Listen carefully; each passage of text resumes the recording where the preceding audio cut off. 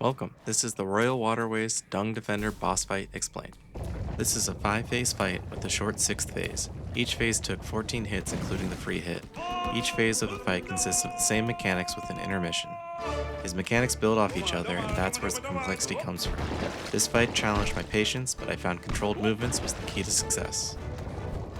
His first mechanic is his Dung Toss. He'll throw 1 to 2 dung balls, which will bounce 3 times around the room, and he'll immediately go into another one of his mechanics. While the balls are bouncing around the room, I found staying relatively still in the area he threw them from to be an effective way to dodge.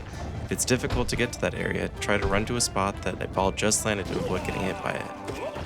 He can then pair his Dung Toss with his Upheaval attack, or he can just use his Upheaval attack.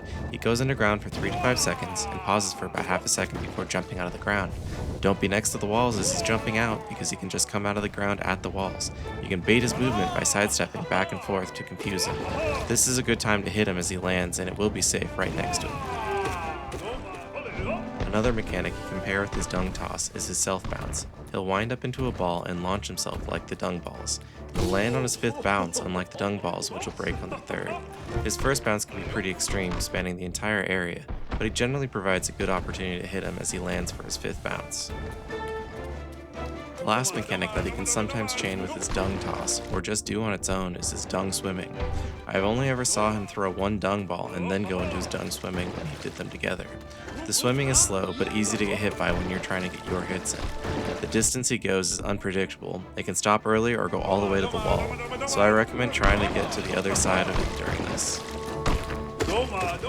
Lastly, during one of the phases, he'll start an intermission where he goes into the middle, shouts, and then does a continuous Upheaval attack, where he launches in the air and then lands back in the ground, doing his normal mechanic, but jumps out of the ground more frequently.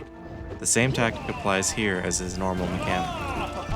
Using those safe times to get your hits in, he'll eventually reach his 6th phase, which only took 4 hits before he fell over. And that's the Dung Defender boss fight explained. I hope this helps.